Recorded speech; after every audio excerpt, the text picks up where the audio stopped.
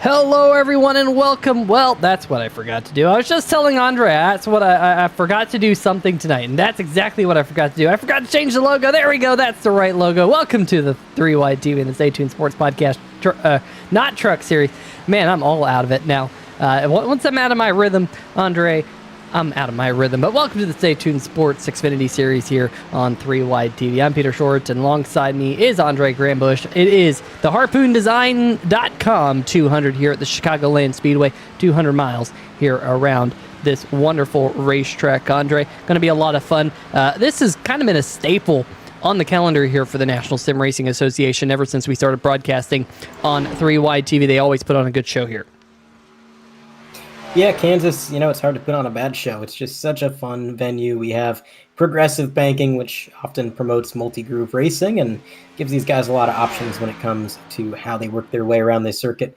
Makes battling a little bit easier when you don't have to worry about following in somebody's tire tracks, getting in that turbulent air, and using all your handling. But so far in practice, we're seeing some pretty close times. We've got PJ Elaine at the top of the board with a 30.8, but look at behind him. Newton, Dama, and Scott with a 0.94, 0.95, 0.96, and then Cannell is going to be 0.97, so just hundredths of a second. Then 0.98 behind him, the trend continues. So these guys are looking pretty close out on track. Yeah, I would, number 64, if you're in the chat, the 3Y TV chat, let us know, is it Connell or is it Cannell? I don't know. It's kind of like the O'Connell if it was Irish, but there's no O before that, so... But anyway, I was actually had someone reach out to me, and drivers listening to this race, please do this. I had a driver reach out to me in the Monday League I broadcast. It says, "Hey, we're 13 races in, but you've been saying my name wrong all season." And I went, "Huh." And it's taken me about 20 times watching the video that shows how to pronounce his name to actually figure it out. And honestly, I'm going to have to say it about 10 times on broadcast, if not more, to finally get it right. But TJ Elaine here wrapping up the practice session, fastest of all, only driver in the 30.8 second bracket, looking mighty pretty up there. But Andre, the money is on the line. Harpoon Design qualifying is about to come up. Let's see if TJ Elaine can back up that lap time. Yeah, he was just about a tenth faster than anybody else, which is pretty significant. So we'll see what he's got in qualifying. And to your point, it probably is Connell. I'm just giving it that Joe Dierte, pretty it up a little bit. But we'll go with Connell. You're probably right about that. Anywho, qualifying on track. We'll see who's the first to take to the pavement. It is nightfall, so we're not really worried about waiting for clouds or overcast. Everybody should be getting out there right quick, and TJ Elaine doing just that. He's going to pull out to the apron, get that 51 car up to speed, sporting a pink paint scheme. We're probably going to see quite a few of those. Hopefully he doesn't have to restart his lap right there. The right front clipped the racing surface before the cone. We'll see if he's got to reset, but behind him, there's the 28 machine, yellow and wet. I believe that's a new paint scheme for that 28. He's working his way through the corner. Maybe it's not a new paint scheme. Maybe it's just that this is the second time I've seen him on track so far this year.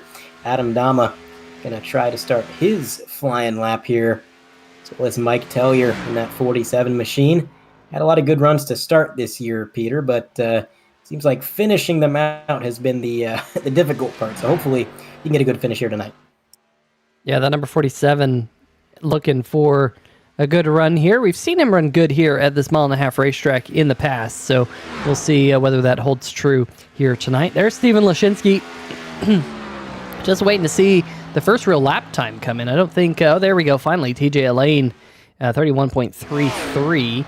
First driver to put a time on the board. Adam Dama slotting up into second. William Ratcliffe slots into fourth. Mike Tellier into third. Here comes Steven Lashinsky. He jumps up into the second position, just kind of acclimatizing everyone to all the paint schemes there on the bottom of your screen. Of course, figure out who your favorite driver is. There's Christopher Pendel out there on the racetrack right now, yet to put a lap time in. Thad Miller also out there.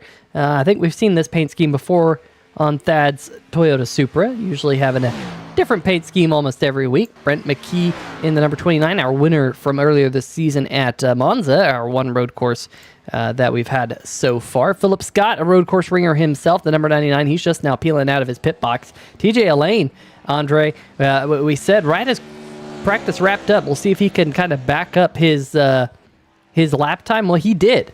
A 30.84, just a hundredth of a second slower than he was in practice. He has this racetrack figured out. Yeah, that he does. And what surprises me here is that a lot of these guys got 30.9s in practice, did not get that far. 31.2, or 31.1 for Newton, 31.0 for Chris Pendell in the 94. So he is so far the only one to break into that 30-second bracket.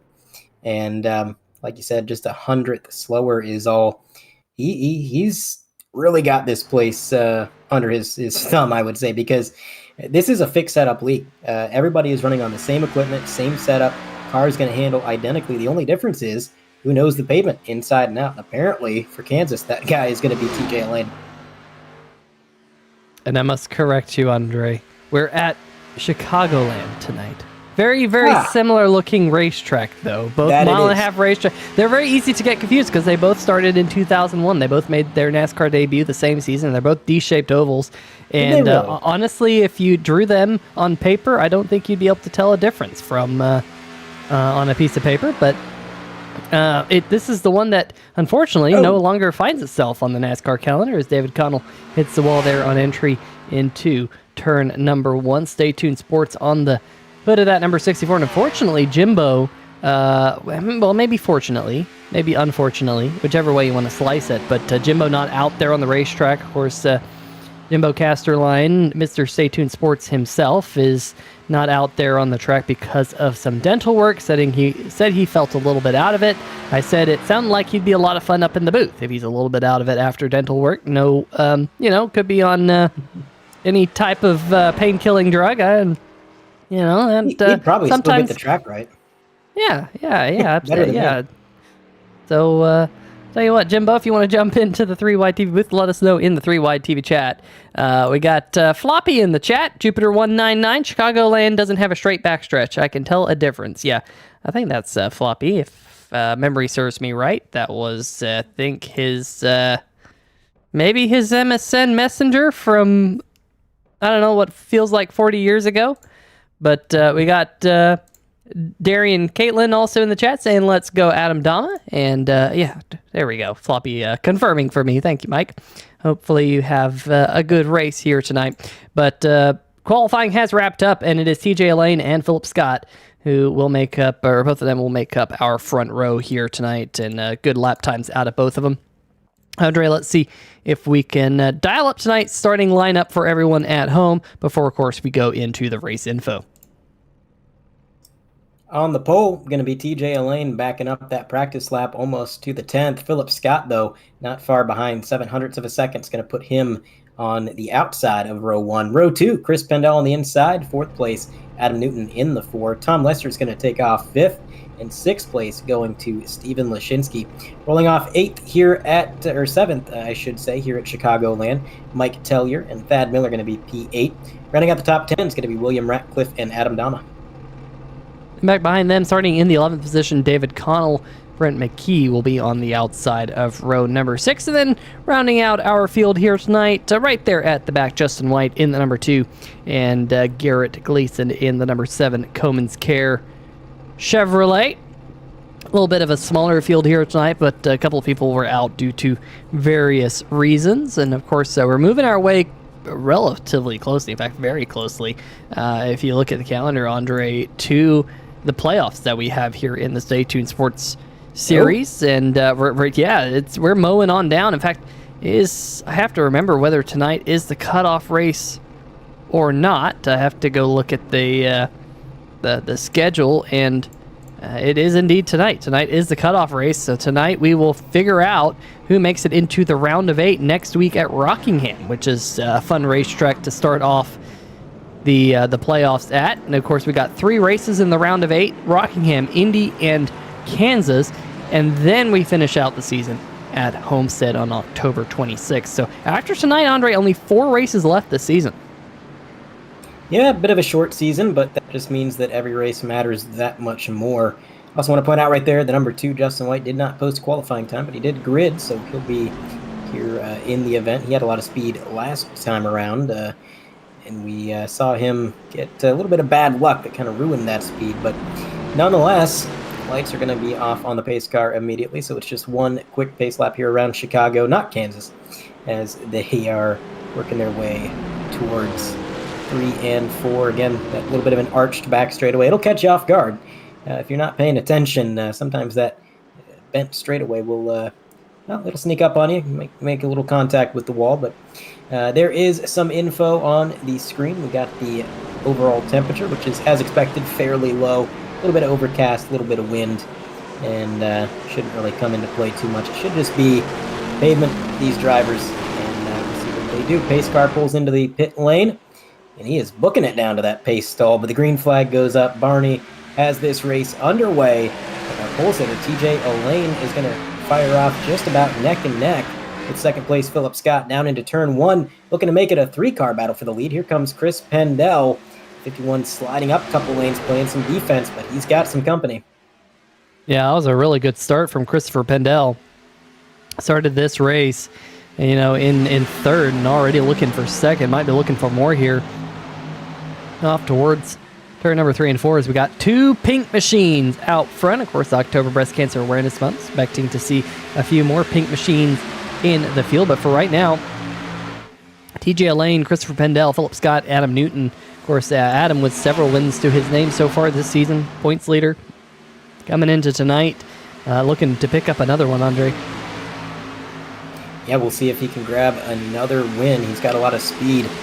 And, we've seen these races go a bit topsy-turvy. Sometimes the cars that are fast early on aren't the cars that are fast later on. So we'll see if he can carry that momentum all the way through the race. But TJ Elaine is going to have a 3-car lengths advantage as they come to lap 3. And he is clear and away over Pendell. Philip Scott is going to be P3, then Adam Newton in 4th. Lester running 5th currently.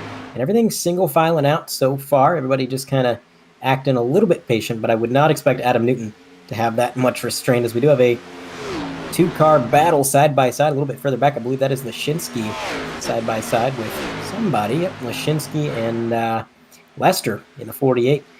Going to go door to door. So Chicago proving that you can handle a little bit of 2-wide multi-groove action. There he goes, clear and away. Here comes Justin White. He's already got around the number 7, so that's one position up the scoring pylon. Now he's got his sights set on that Red Bull number 28. Justin McKee. He's going to actually get a pretty good run on the high side here. Justin's not going to take it as easy as he might have expected.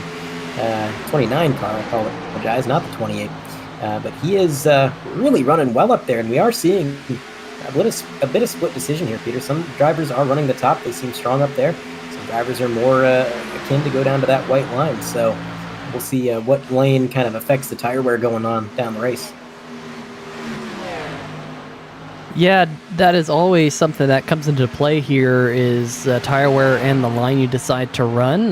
Sometimes it really depends on what setup you have, because sometimes the bottom wears out a little bit more than the top side, and sometimes it's vice versa. So we'll see exactly how that all shakes out here tonight. But I do want to mention that we do have a battle for the last spot into the playoffs between this driver right here, William Ratcliffe, who comes into tonight 3 points outside of the playoffs. Just 3 points. The driver he's trying to beat is currently shotgun on the field, Garrett Gleason in the Coleman's Care Chevy Camaro. So right now, as they run, William Ratcliffe would be in the playoffs. Gleason would be out.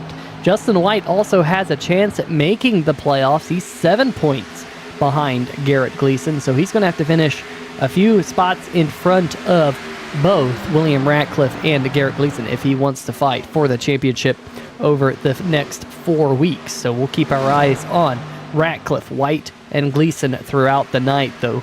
We are now working lap number 7. Adam Dama flirting with the outside wall. There's a battle a little bit further up the field. That is David Connell racing with Mike Floppy Tellier and Stephen Lashinsky. This is currently the battle for 6. You see a little bit of a gap growing up the road to Tom Lester in front of them. But up at the very front of the field, look at this. Christopher Pendell has been able to get past TJ Elaine and to the race lead, although Pendell is wicked loose in the corner, comes up the racetrack, almost takes out TJ Elaine. Had to save it, Andre. I think that's indicative that we're going to see some loose race cars here tonight. Yeah, Chicago definitely can prove to wear loose depending on what line you're running. And for the 94, he was pushing that car really hard, trying to catch up to our leader. And so I would not be surprised if he just got those tires a little bit overheated. And when he got up alongside him, had to pinch that car. It was not having it. He's loose again. You can see in the corner, he's trying to drive down that banking. And he's got to do a bit of a recovery. But we have a caution on the speedway. And it is, oh no, Steven Lashinsky in a 64. Connell, they're nose to nose. I don't think that's the fast way around the track. We'll try and dial up a 3-wide TV replay, take a look exactly what happened between these two drivers. So they were side by side going in the corner, and just a little bit of spatial awareness issues. Kind of one came up, one came down. You will have that sometimes at these tri-ovals, but definitely a hard hit. Now, these guys do have a faster pair, so they should be able to get back out on track. But yeah, I think Lashinsky just kind of came up a little bit quicker than the 64 was expecting. Maybe he thought he was clear, or maybe he had some bad info. Let's get one more look at this, maybe in the 3-wide TV slow-mo cam, because I think there might have been a little bit of net code here. Watch the number 64. I think the 64, I wouldn't say the 64 really came down, but there was definite net code between those two. I'm not 100% sure that they wouldn't have made contact without the net code. That's always a question that we will never get an answer to, thanks to net code. But for at least what it looked like on my end, there was a physical gap between them when contact was made, and unfortunately that puts two drivers behind the 8-ball. But like you said, Andre, they do have a faster pair here tonight. So with that faster pair, they're able to get their cars fixed fully once, and only once. And of course, we do have a stage caution. Stage caution will come out on lap number 35, so that at least gives one opportunity to get the lucky dog. So not sure exactly when Steven Lashinsky can make his way back out into the racetrack. He's currently in his pit box, had to take a tow back to pit lane. But if he only loses one lap, that would be good for Lashinsky, although he seems to be having some connection issues right now as they run. You saw, I think, Garrett Gleason on pit road. David Connell also came to pit road to get that fast repair. Looks like he's back out there, but he lost a lap in that situation.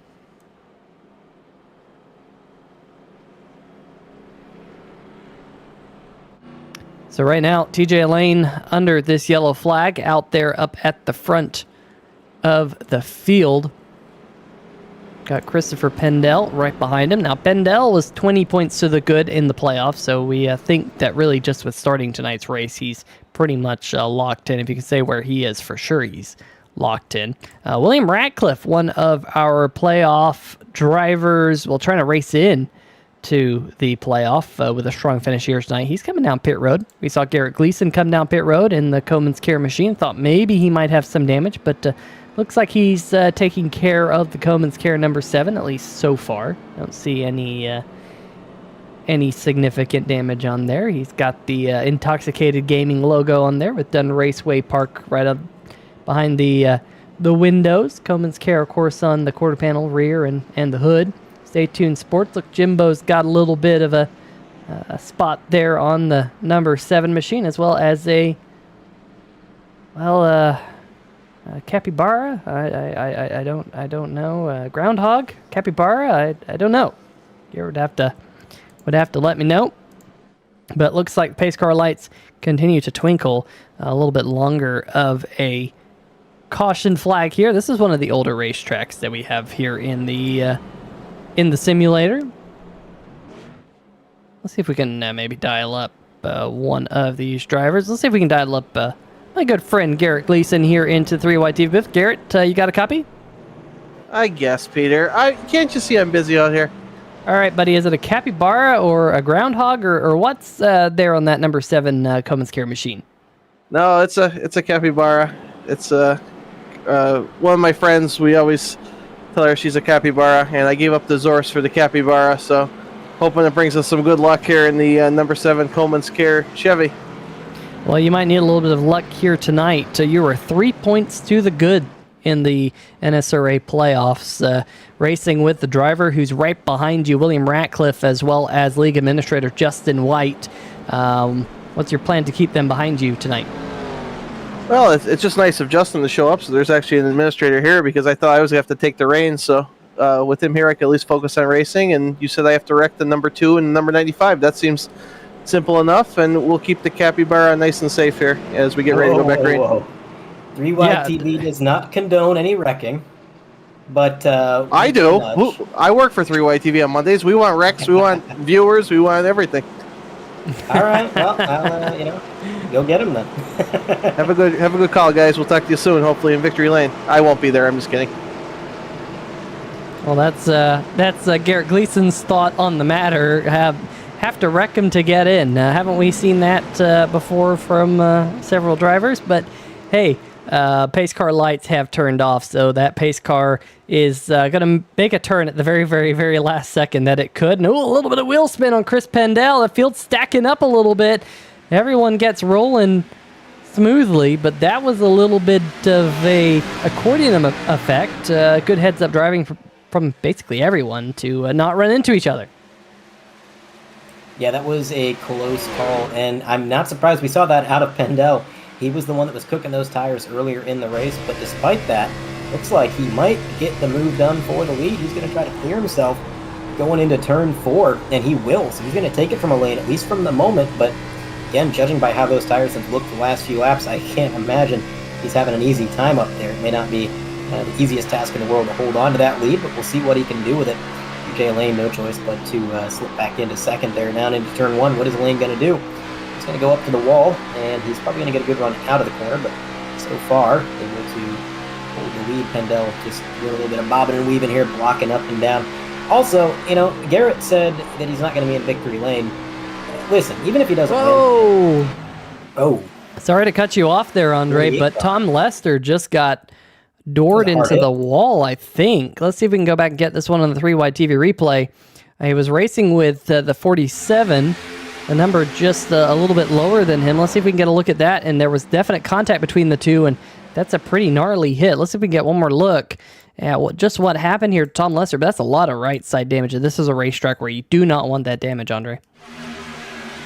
No, you want to keep that body intact because the aerodynamics are very important. And just two drivers coming together, the 48, some substantial contact, like you said, forced a 3-wide situation where Justin White was able to capitalize, get around Philip Scott there. But as I was saying before about Mr. Garrett Gleason, even if he doesn't win, and I speak from experience, victory lane's not that hard to sneak into, Garrett. I mean, you could still be there either way. So, just act like you belong. And just jump over the fence. That's all it takes. No, you don't have to do that literally. If you just act like you belong, they don't say anything. I've done it 3 times. Being in a wheelchair might help, but you can sneak in. There's ways, Garrett.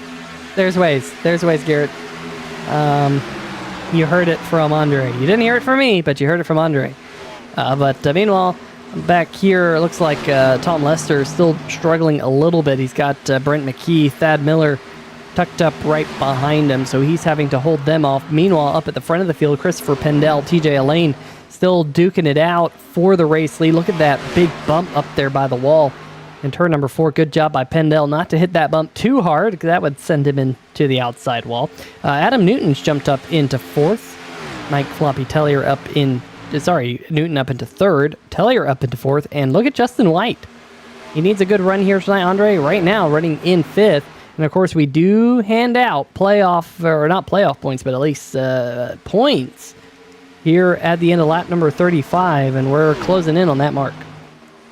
Yeah, if he wants to make the playoffs, he's going to need to get those bonus points for the stage. He's going to have to get a good finish. So he's on his way to doing one of those tasks, and we kind of expected that Justin would gain some position early on, starting at the very tail end of the field. We know he's generally a top 10, top 5 driver, sometimes a car that you see in contention for the lead even. So not surprising to see him up that far, but we'll see where he continues to drive. Right here, a bit of a battle between Tom Lester and McKee in that 29 machine.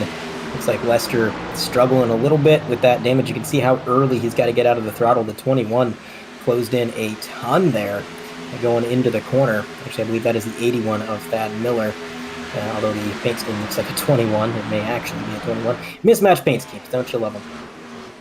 I think it's an 81. I think it's just a very stylized 81. It's almost like there we go. Yeah, you remember those S's that people used to make? Yeah, the S's. It's kind of got that kind of vibe to it. Got that name on the the number 8 right there, and he's looking pretty good, although Adam Dama is starting to creep up into this battle for the 7th and 8th position right here. We did have an Adam Dama fan in the chat just a little while ago. Todd Miller saying, watching the 81, my old number. I'm in Iowa. My son's in North Carolina. Really enjoying. Thanks. Thank you, Todd. Appreciate the kind words. How are you doing here tonight? Hopefully you're doing well. Now watching along as you see Adam Dama out there on the racetrack joining the mix of this battle. As, ooh, might have caught the wall there just a little bit in turns number 3 and 4. Meanwhile, up at the front of the field, it is a battle now. Here comes the number 4 machine of Adam Newton. He's looking to the inside of Christopher Pendel, and look at Mike Tellier. Mike also creeping up into the picture.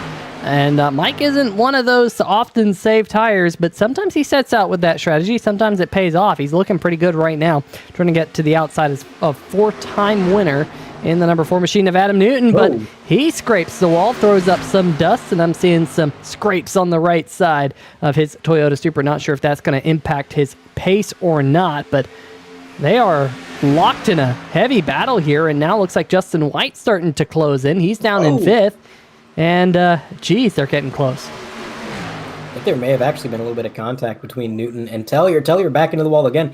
This man is going full send. He's a driver I never could figure out. Sometimes he's the most patient man in the world, and sometimes, I mean, he just does this. He goes full send for 3rd place, and that's what he's doing, and it seems to be working. I don't think that damage is holding him back. He's going to complete the move on Adam Newton and Justin White, so up onto the podium he steps, and all this battling allowing Pendel and Elaine to drive away just a little bit, only about half a second. This is not insurmountable gap that they have to close before the end of the stage, so really we are looking at a 5-car battle for the lead here, maybe 6 if Philip Scott closes in anymore.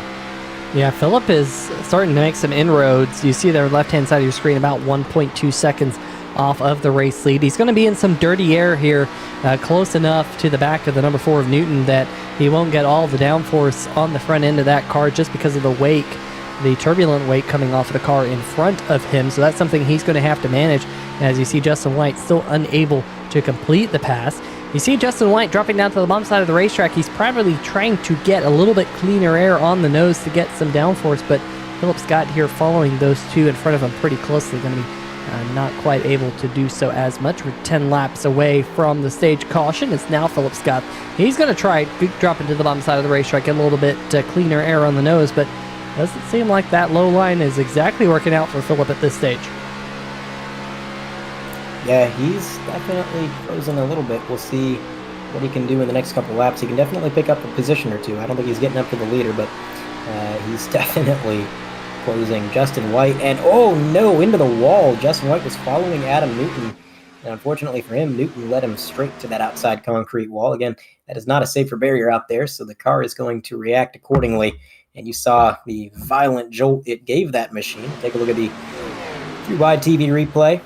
So you see Justin White just sliding up out of the corner, and Newton hits the wall in front of him.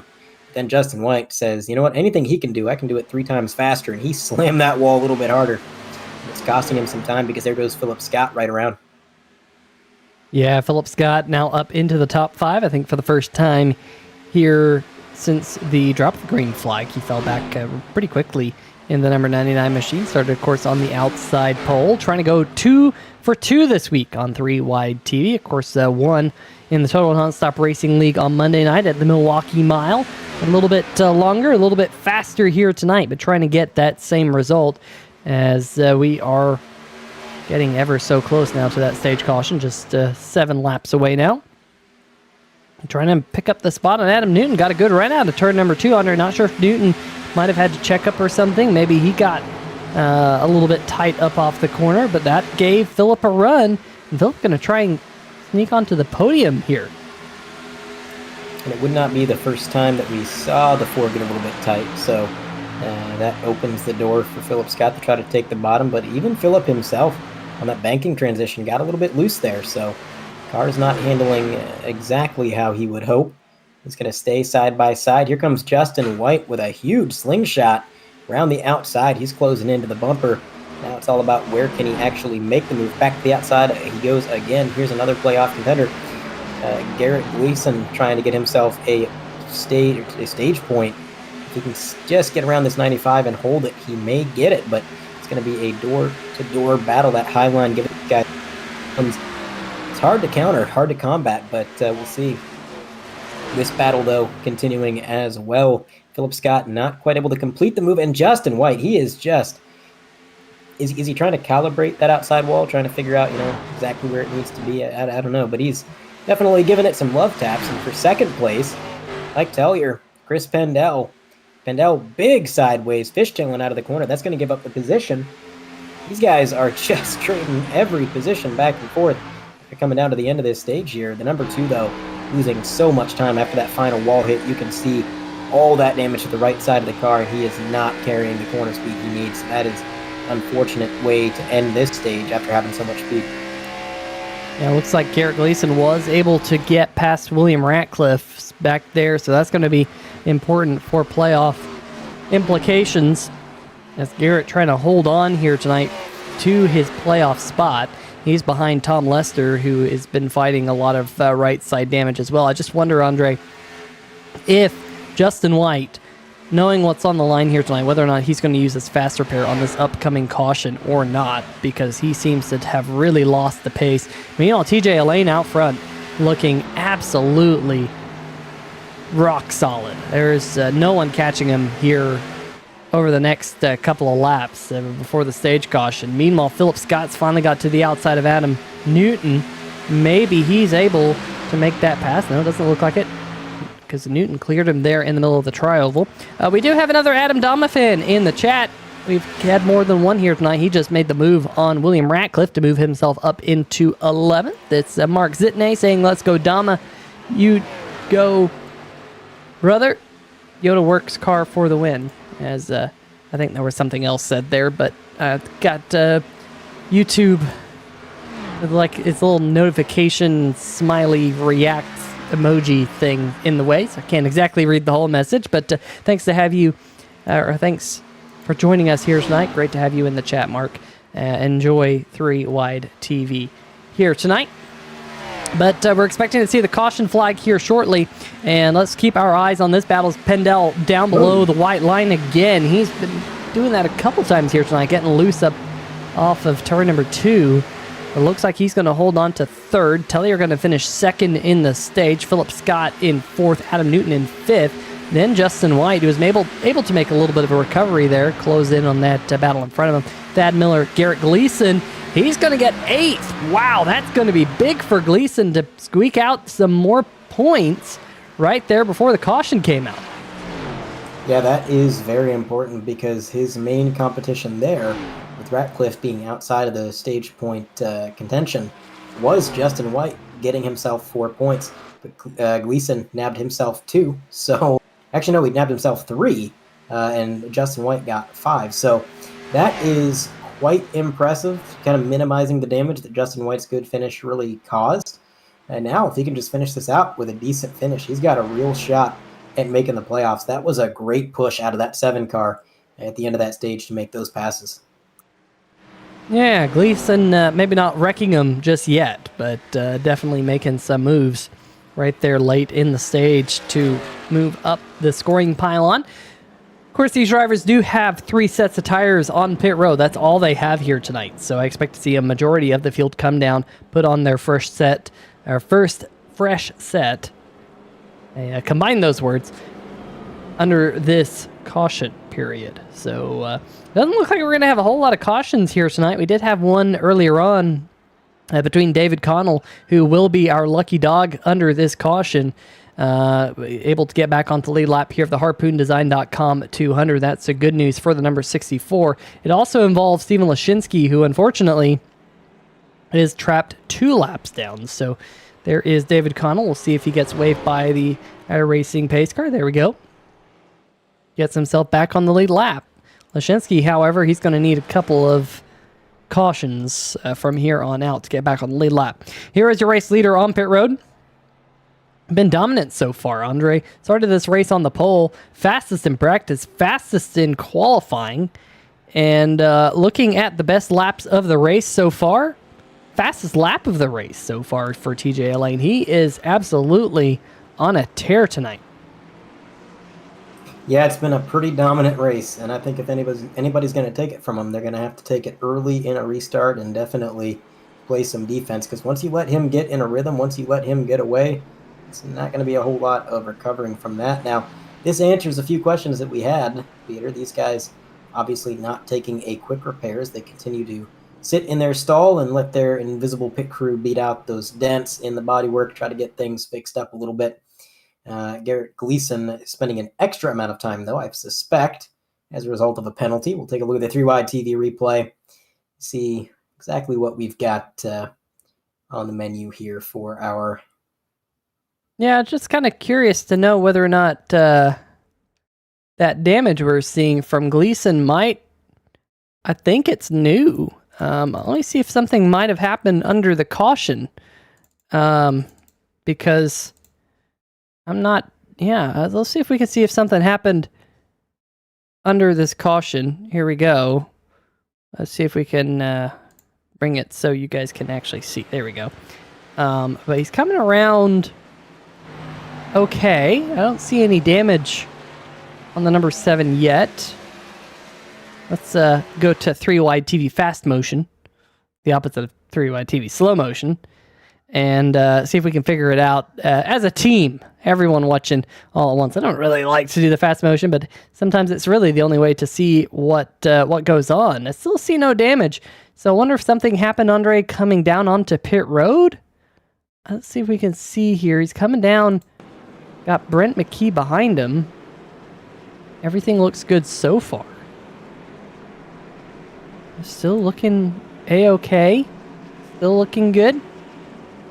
I wonder if someone might have got into him as he tried to go into his pit box. It kind of looks like maybe... Oh, no, there it is. There it is. Oh, boom. Oh, no. Slam bam into the opening there. You can't actually go through there. That will give Gleason damage. Of course, he does have that fast repair. Curious whether or not he's going to use it. Maybe come back down onto pit road to use it. I don't know. He pitted on lap number 30. It does... I do think Gleason came back down and might have used that fast repair. Just looking, I don't see any sizable damage on the number 7. Well, if he used the fast repair, I don't think he'd still just now be catching up. I think he probably came down a second time to get that beat out naturally. But I could be wrong. Yeah, we'll see. We'll have to wait and see whether or not Gleason is on pace or not. But the iRacing pace car lights have turned off, so that is an unfortunate situation for one of our key playoff contenders battling for the last playoff spot. Meanwhile, if you look at the left-hand side of your screen, you'll notice that the running order has pretty significantly shuffled. Tellier has finished second in the stage. He's down in 9th. TJ Lane still dominating. Philip Scott there in second, and then Thad Miller is up inside the top 5. Good job for Thad. He's there in 4th, and then Brent McKee in 5th. It was not a good pit stop for Christopher Pendel. He dropped down to 6th position, but what can they do? As they're back green flag here on lap number 41, Andre, we have just under 95 laps to go here in the HarpoonDesign.com 200 on 3-wide TV. Make sure to check out HarpoonDesign.com.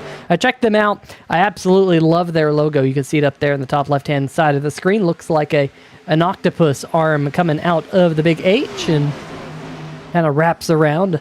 It's a pretty cool page as well. I get to see some of their designs. Very, very artistic. If you need someone to make a logo or any type of a design, go check out HarpoonDesign.com. Lap number 42 now. It is Christopher Pendel trying to recover from that poor pit stop. He is looking to the inside of Adam Newton. This will be for the 3rd position. Thad Miller has dropped back into a battle side by side with Brent McKee right behind this battle for 3rd. As the number 29 is really dropping back here. Adam Dama in the number 28 Yoda Works machine.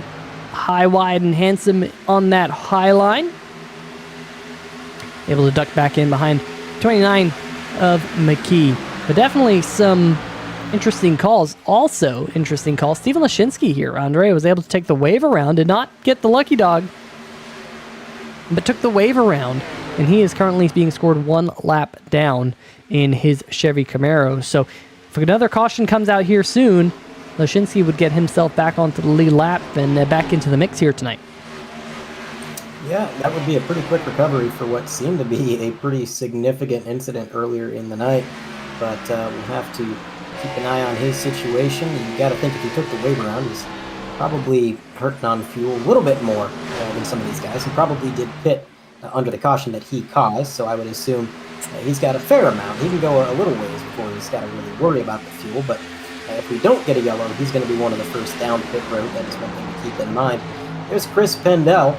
That is the driver who has been struggling with the handling all night long. We've seen him get that Ford Mustang sideways a few times, but overall he's been pretty quick when he's not sideways. So if he can catch up to Newton here, maybe he learned something in that first stage, a little bit about what tires you want to put the load on.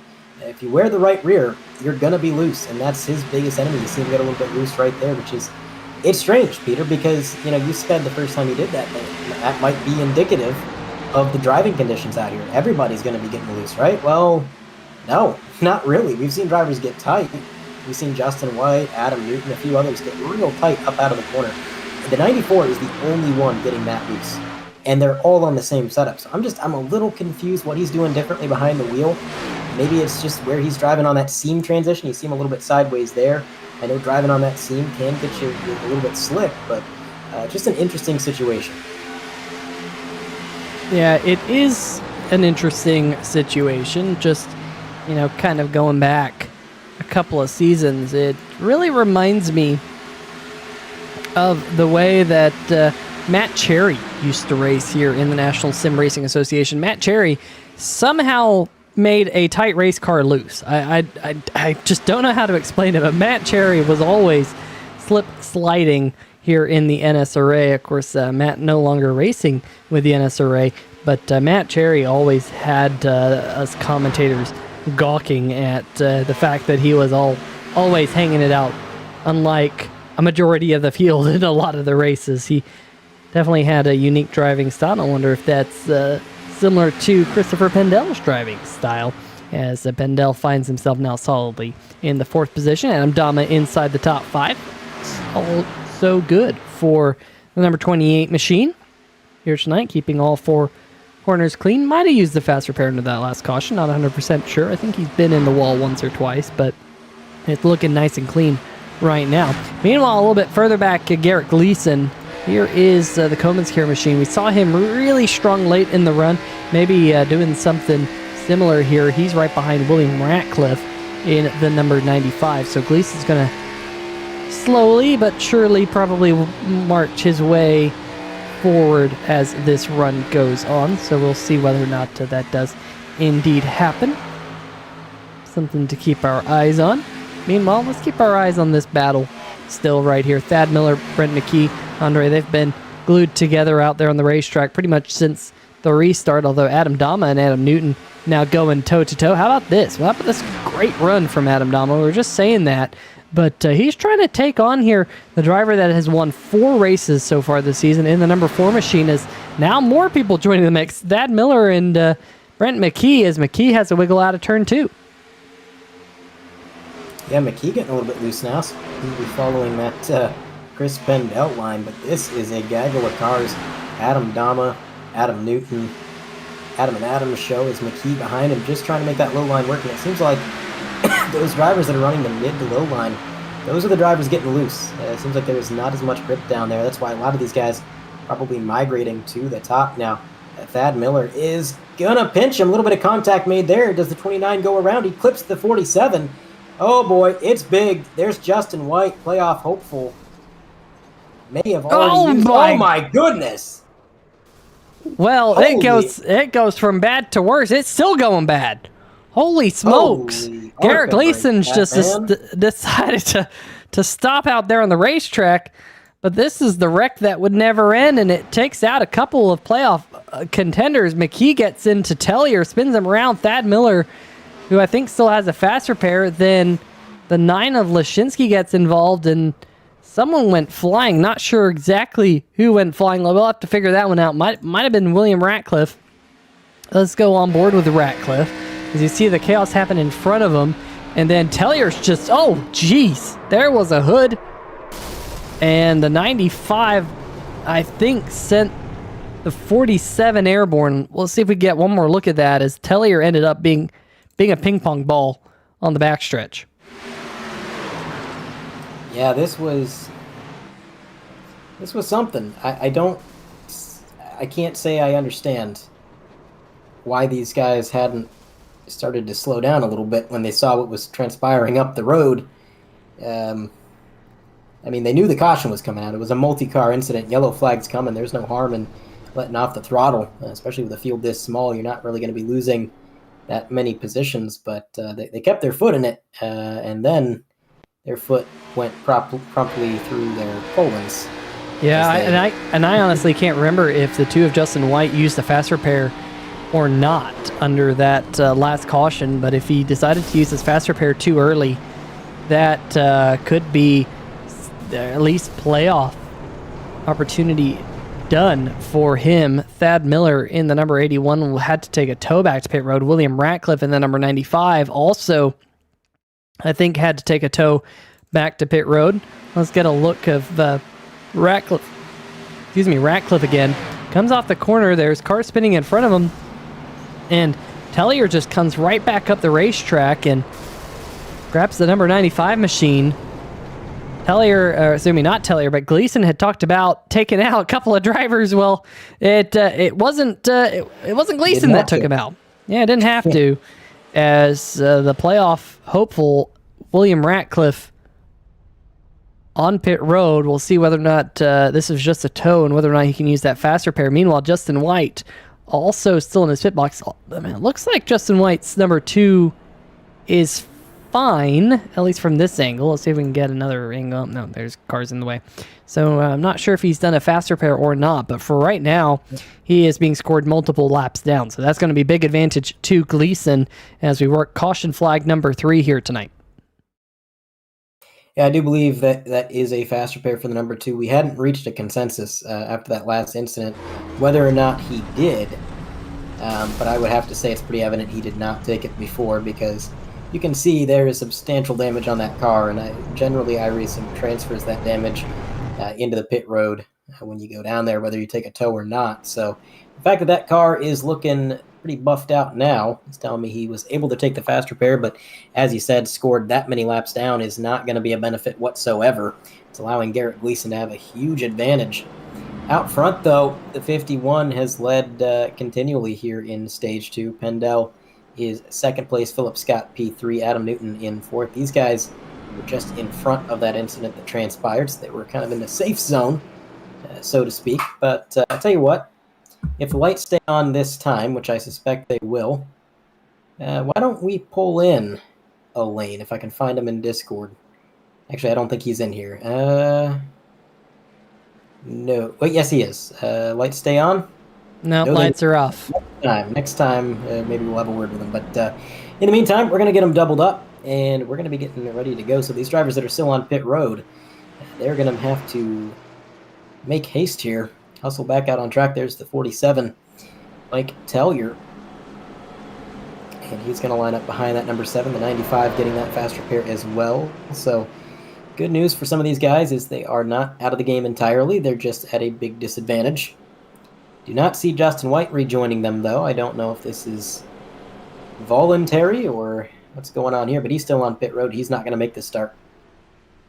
Yeah, also Thad Miller and David Connell, both of those drivers still on pit road as well. So not sure if they didn't have a fast repair left or they did the very annoying forgot to check the fast repair. That's happened to me before. If you don't check it, well, it's gone. And you have to wait in your box for the full length of repairs, and then you can come around and use it. But that puts you many laps down with as much damage as they have. iRacing pace car on pit road. 80 laps left here tonight. Expect maybe one more pit stop from this point onwards, as it is TJ Elaine once again out front. Continues to lead from the front. Christopher Pendel, Adam Newton, Philip Scott. Good restart for all of them. Meanwhile, behind him, Adam Dama and Brent McKee. McKee just got a scratch in that. I think it was McKee that got loose getting into the rear quarter panel of Tellier that really started that big melee on the backstretch. Not sure if Jimbo or Alicia are watching, but hey, I used your word, Alicia, a melee on the backstretch. But for right now, McKee as out front. Look away for a brief second, and look at this, Andre. Contact, Pendel's loose. Great save from the AutoZone number 94. He was able to gather it back up, but that was almost a big moment for our race leaders, as now Pendel finds himself almost 3 wide down the backstretch. He's just that daggum good. I don't know how he saved it, but man, what a recovery for that 94, and he's just really been struggling with that handling. I think he might have got a bit of a nudge, but either way, he's going to have to fight for second place now. Adam Newton on the outside, which, you know, I can't recall ever saying the outside was the preferred line at Chicagoland, but it seems to be working really well for a lot of these guys. It seems to be where the car is comfortable, and Adam Newton's going to use that outside to get the advantage into second place. He is not quite clear. Now he is. So that is going to be the second step on the podium. Battle for third. Philip Scott, Chris Pendel, they're going to come together. That opens the door for a hard-charging 47. We're going to be 3 wide through the tribal. 47 down low, and a huge cut from the 99, and a break from Pendel is going to allow him to take that third step. But man, oh man, that was as close as it gets. Then Pendel's going to take another one. Bleeding positions. The 94 just slipping through the field. Here comes McKee. Adam Dama also throwing their hat into this ring. I think those tires are cooked on the 94. Well, interesting to see that under this caution flag, TJ Elaine in the number 51 came down onto pit road and only took fuel. Adam Newton also fuel only.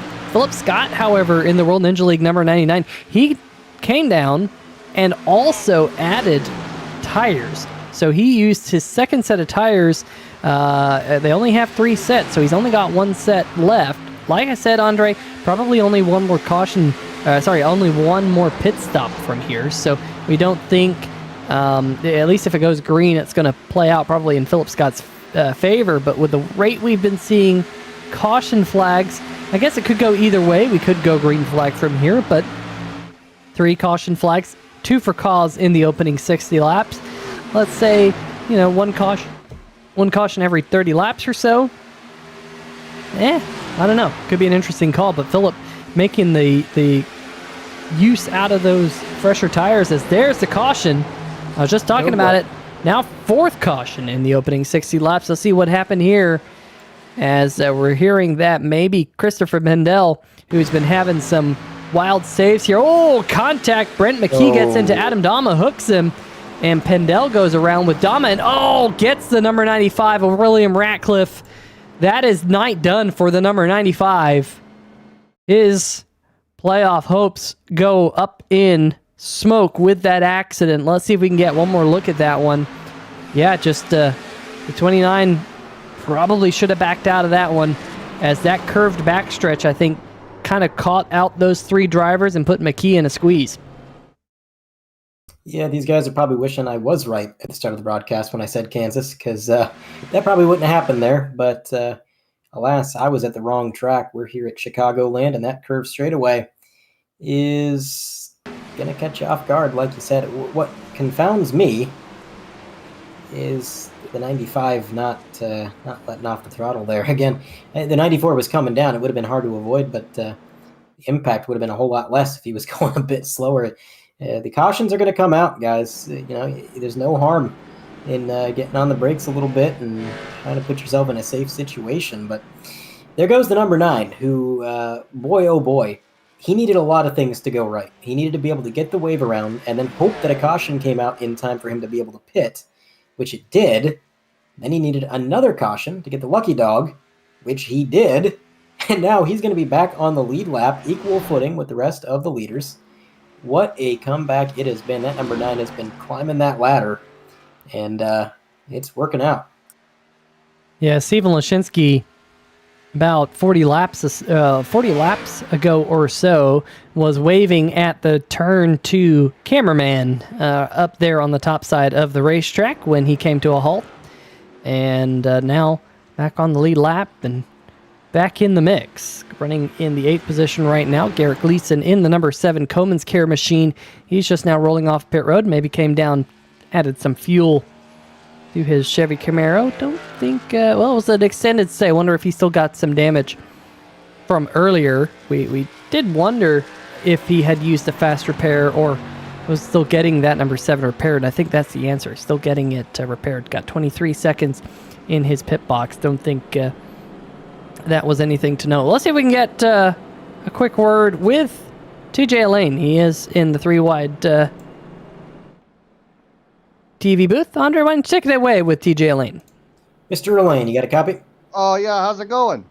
It's going pretty good, but not as good as your race is going, buddy. You got the fastest car in practice, fastest car in qualifying. You won stage 1, and you're still leading the way. How are you getting around this place so fast? By the hair on my chin. This car is so loose right now. I'm doing everything I can to keep it underneath me without getting it in the wall. I've been in the wall a couple of times. Chris has been in the wall a couple of times. It's just this thing's it's a handful. It's a handful. Yeah, definitely looks like a handful. We've seen a few cars get sideways, and sometimes loose is fast. You seem to be riding that line just right. What's your preferred line right now to keep that car in the most comfortable handling? Oh, well, pretty much where you've been seeing me run all night. And until somebody starts challenging me up on the bottom side, I see Philip getting there, Adam's getting there. I'm gonna keep staying up on the high side. They're having a hard time keeping it down, keeping the momentum up without getting loose on the bottom. The whole tire wear situation, I feel I'm being as careful as I can on the top without overturning this car, and I'm just trying to ride it as nice as I can. Yeah, Taking the bottom here, fellas. Sometimes that's what it takes, but lights go off on the pace car, so we'll put you back with your team. Good luck, Mr. Elaine. Hopefully you can finish it out as strong as you started.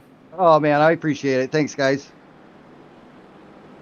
All right, that is TJ out of the booth, and well, I thought that it was really only the 94 struggling with the handling, but even the 51, who I don't think we've really seen get sideways, but maybe once or twice, he's saying that the car is very loose. So a lot of these drivers struggling with the handling, and it's going to definitely play into this race. If we get a longer green flag run, Peter, we've not gotten to the end of a tire cycle without a caution. So these guys don't even know the half of it if they're already struggling with the handling.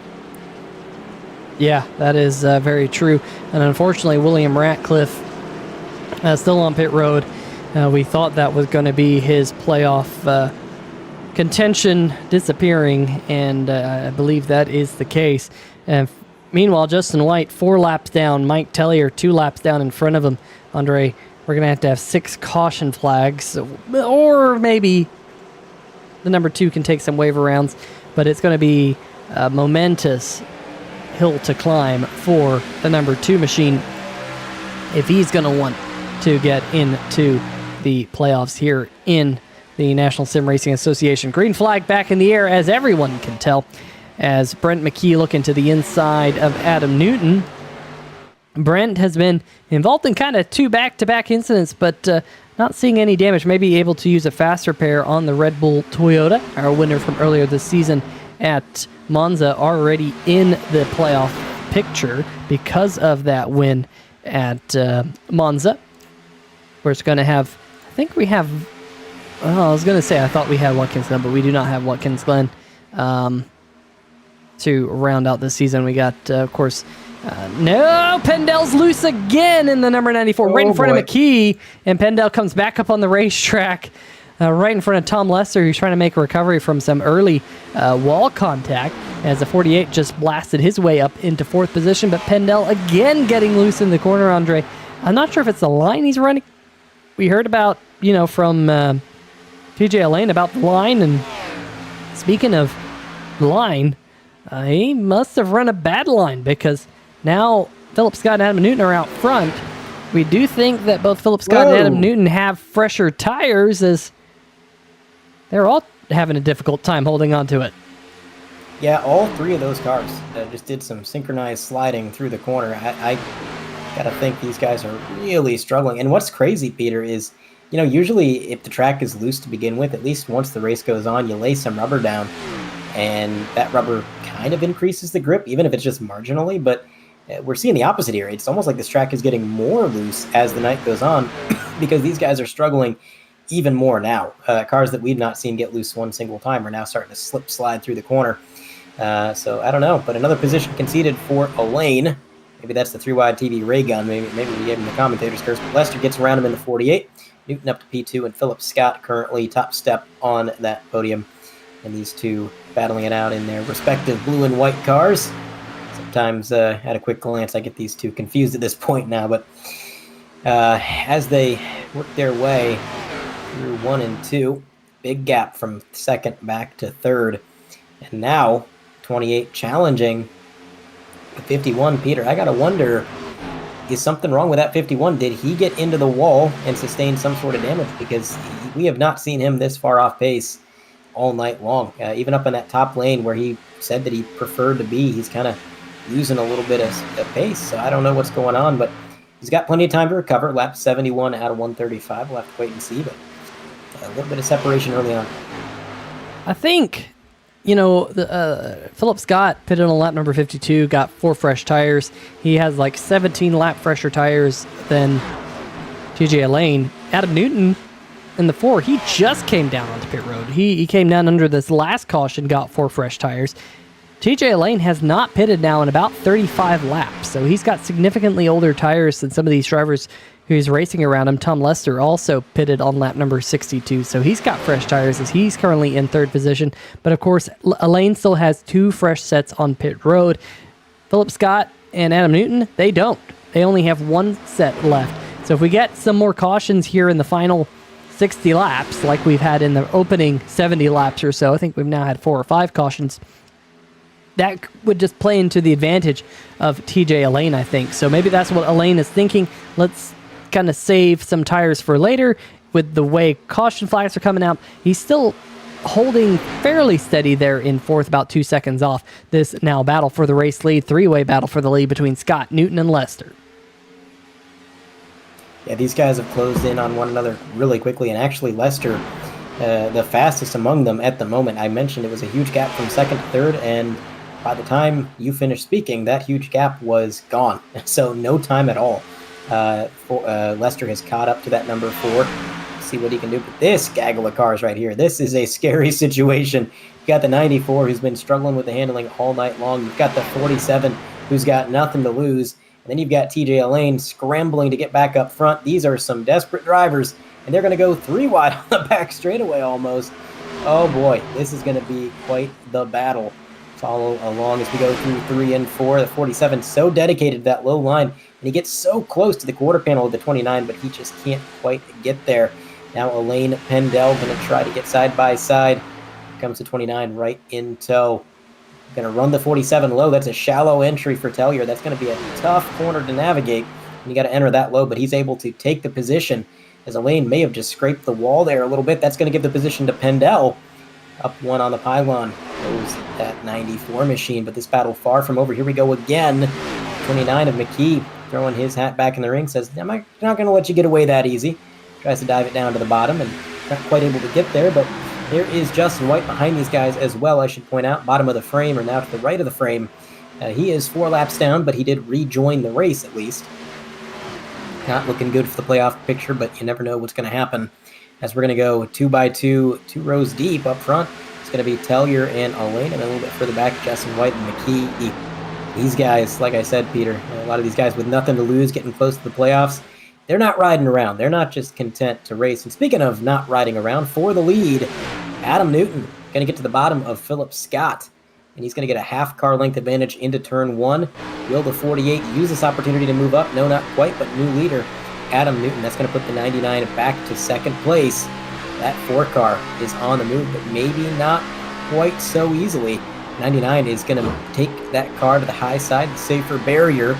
See what kind of run he can get out of 4. Yeah, it does not look like he's able to do anything just yet. So Philip into 2nd, or back to 2nd. Tom Lester still riding in 3rd. Christopher Pendel a little bit ways back, about 2 seconds behind Lester. There in 4th, and TJ Elaine still holding on to a top 5 position. But as you can see, some of these cars on fresher tires, lapped cars on fresher tires, like the 47 of Mike Tellier, like the number 2 of Justin White, able to scoot on by him. Meanwhile, Garrett Gleason all by his lonesome back here, doing what he needs to, Andre. Just got to keep this car between the wall and the grass. And if you can do that for the final, I don't know, 57 laps, if my math is correct, he will be able to work his way into the Stay Tuned Sports playoffs for the next 4 races here on 3 Wide TV. Checking out the 3 Wide TV chat. Will Ratcliffe says, man, I'm gutted. It is a crazy race out there. Garrett Gleason said, did I grab a few stage points trying to make you proud? Yes, you did. Garrett right there finishing 8th in that stage. Meanwhile, back up at the front, here comes Tom Lester. Andre, he's knocking now on the back bumper of the number 99, making that recovery. Remember, in the wall earlier in the race after a little bit of contact with the 47 of Tellier, and so far making good use of those damage repairs in the Fox Factory Ford. Looking to the bottom side of the DGS Ninja World Ninja League machine of Philip Scott. As William Ratcliffe, we were just talking about him, he is finally able to return to the race 21 laps down. So you're going to have to get a couple of cars to wreck out if he wants to make the playoffs. But nonetheless, Ratcliffe fighting the good fight back out there on the racetrack. Yeah, definitely trying to salvage something, but may not be that much left to salvage, unfortunately. The 48 of Tom Lester, he made a hard charge to get up with our leaders, but once he got there, unfortunately, he's not quite been able to move up into second place. He is closing in on Philip Scott, who I suspect may be suffering from a little bit more tire wear than the cars around him. He was pushing really hard at the start of that stint to take the lead and drive away with it. And now a bill might be coming due, as looks like the 48 is going to get down to the bottom finally. A little bit of patience prevails up to second place, and he's not that far behind our race leader either, Adam Newton. So we'll see if Lester can continue that hike forward. But boy, oh boy, Philip Scott not letting him get away quite yet. Yeah, Philip Scott just sticking around there at the back of this shot, so not sure if exactly what's going on there. Meanwhile, I'm trying to do some stuff in the background that none of y'all can see, and I think I'm kind of completely screwing up things. So that's that's I all. can see it, and I can't really see the race. I can tell. But let's see how this looks. This is the kind of the playoff chase that it was at the beginning of the night. I think everyone can see that on at home. Hopefully you can. But Adam Newton and Brent McKee were both locked in on wins, and Mike Tellier, Tom Lester, Thad Miller, TJ Elaine, Christopher Pendell, Garrett Gleason were our top 8. And then you can kind of see Will Ratcliffe and Justin White where they entered into tonight. And unfortunately, their accidents have put them behind.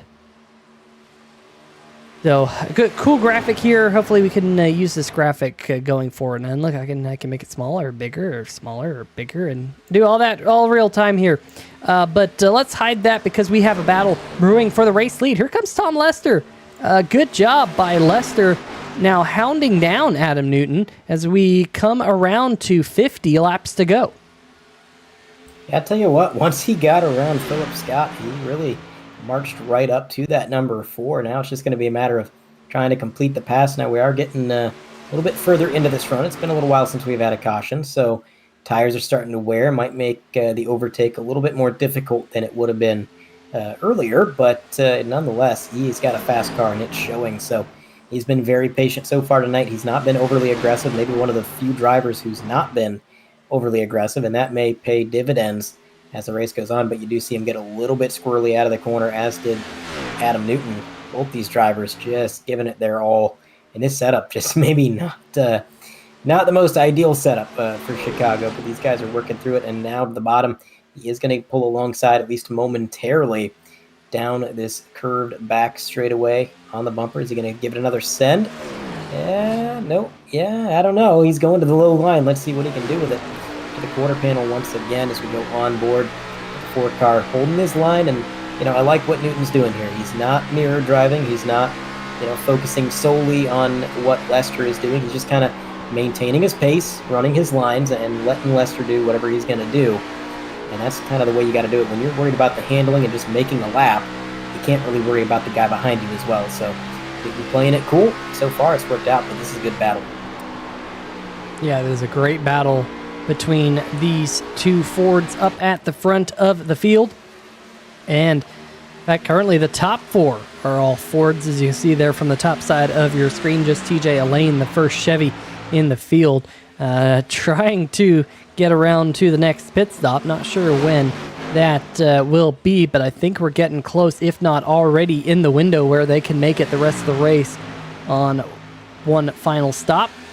I believe they were in that window quite some time ago, but I think they can make it from here. Could be wrong, might be a little bit short on that, but we might be seeing some final green flag pit stops here shortly, as still Adam Newton continuing to be our race leader. Philip Scott not all too far back, then Christopher Pendel, and then TJ Elaine has kind of found his own little spot on the racetrack. He's about 3 seconds behind. Meanwhile, up at the front of the field, Tom Lester dived to the inside. I saw it briefly change there on the left-hand side of the screen, but looks like Lester not able to hold on.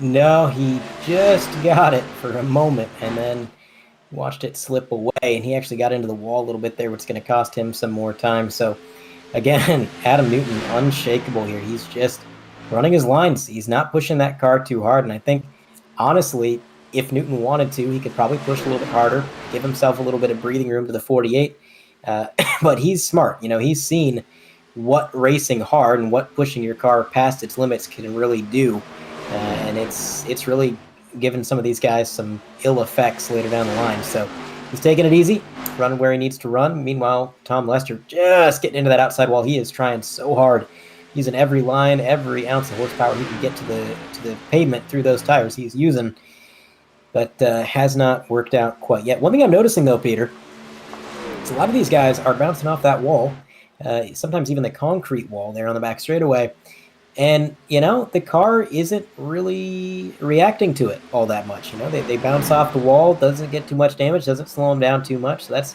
probably extremely fortunate, as much as these guys have tested that wall. Now for second place, that 48 getting into that wall, getting sideways, just lost enough momentum.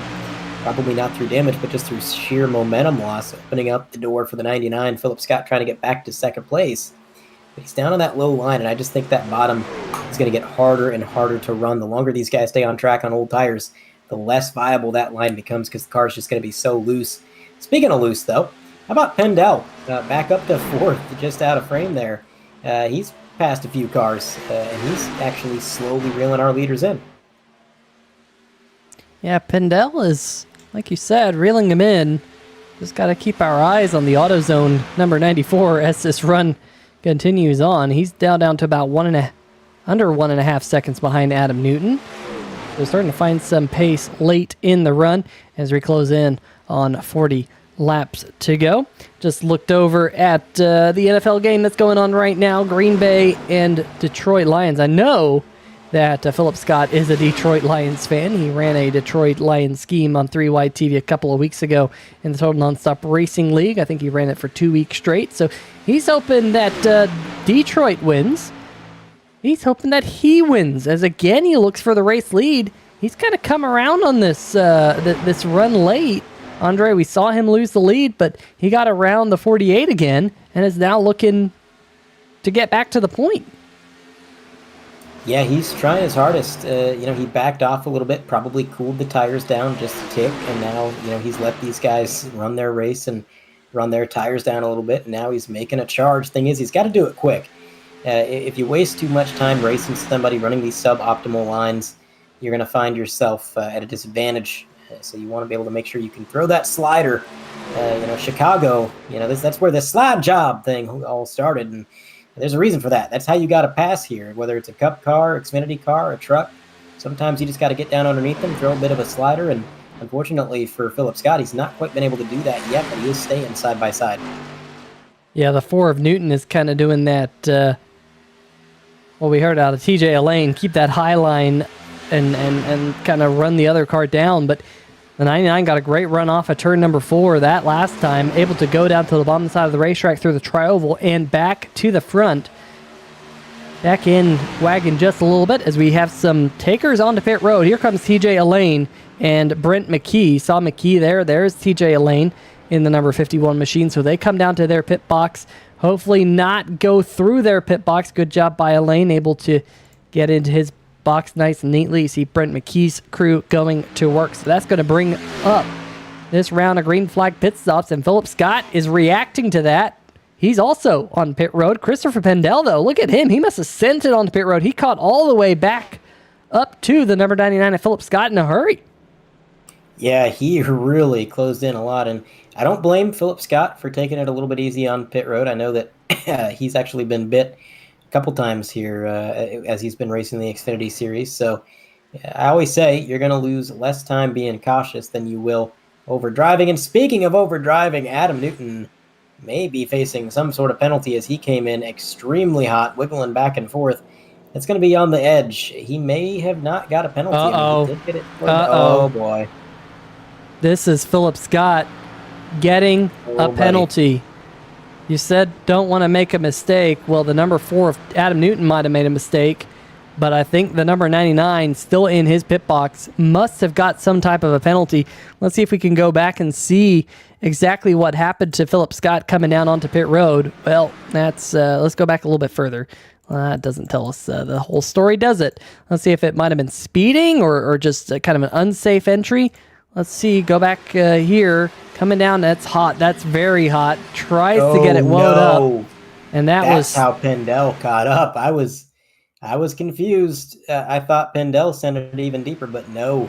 And, the 94, he probably slowed down a lot, too, after that, trying to trick the scoring loops and make him think he wasn't speeding, and that just cost him even more time because he had to serve the penalty either way. That is not a mistake you want to be making with 35 laps in the race, and there's Adam Newton. I kind of suspected he may be looking at a penalty, and clearly he was. He's still sitting on pit road. This has been just calamity for some of the front runners late into the race. That's going to put Pendel into the provisional lead as we have Lester trying to get back out on track behind him now. It's going to be a multi-second gap. Looks like 2.5 may steady equalize about 3 seconds. But, oh my goodness, 2 heavy hitters basically out of the running, barring a caution. Actually, really, even if we got a caution, only one of them will be brought back into contention because they're both a lap down. Only one Lucky Dog award to hand out. So, oh boy, that puts Adam Dama inside the top 5. McKee firmly inside the top 5. TJ Elaine, who had that kind of abysmal restart to the race, he's back up on the podium as well. He's 4.4 seconds back, running that high side, trying to close in if he can. So, I'll tell you what, 3 seconds and 4 seconds to the leader. Pendel's been fast, but one slip up, these guys are going to be there. Yeah, and of course, TJ Elaine has that extra set of tires on pit road. So if we get a caution flag in about the next 10-15 laps, Elaine can come down, put on that fresh set of tires, and he's not going to lose a ton of track position either because, when I think Tellier finally pits, which should be here soon, he will go, of course, the lap down. We'll be left with just 7 drivers on the lead lap, with the last of which being Garrett Gleason in his Coleman's Care machine. So we'll see if another caution comes out. If it does, it would be late. A couple of other takers. I think that's Tellier and Justin White, both on pit road. Live timing and scoring there on the left-hand side tells me that I was correct in that call as we ride on board with TJ Elaine, who is running down Tom Lester. Remember, Elaine has been kind of the class of the field on equal tires here tonight. Fastest in practice, fastest in qualifying, fastest lap of the race. I'm just looking to see whether or not that's still true.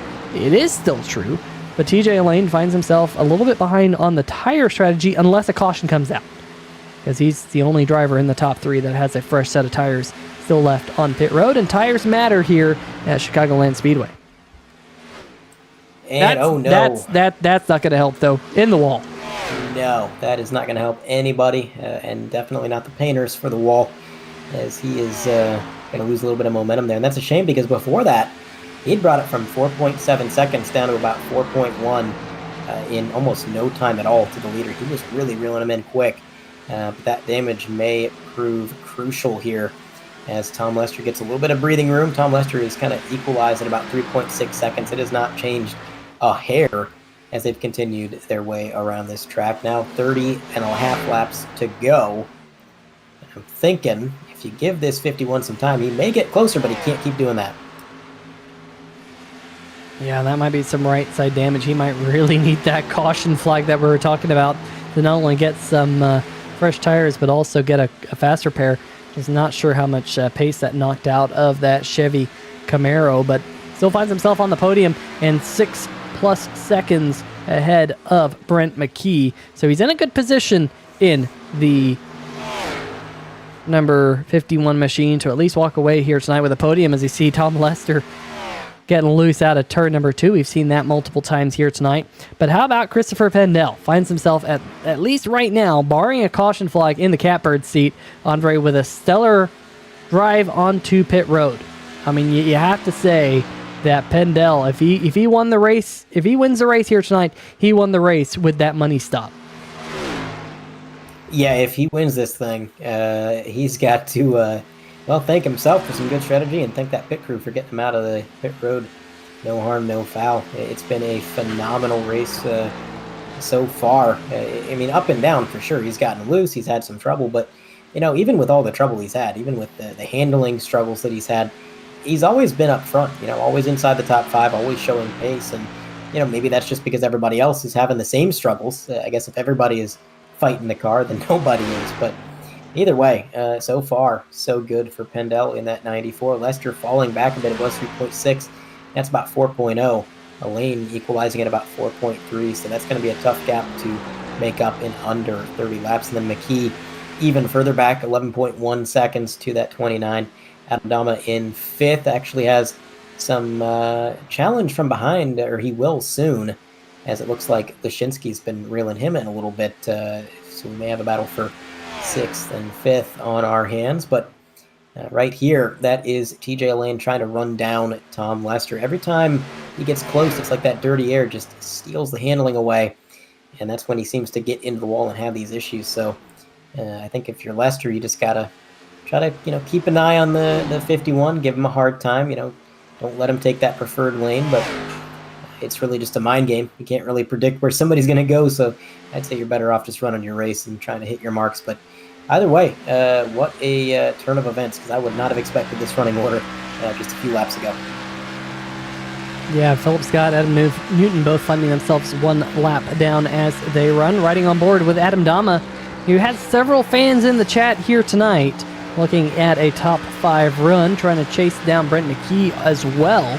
McKee pitted 2 laps prior to Adam Dama, so Dama has a little bit of a tire advantage in this fight. I mean, how awesome would that be to see Adam Dama finish this race inside the top 5, and who knows, might walk away with a podium if something happens to Pendel Lester. I mean, earlier this season, Andre, you go back to Monza, the number 99 of Philip Scott had that race in the bag.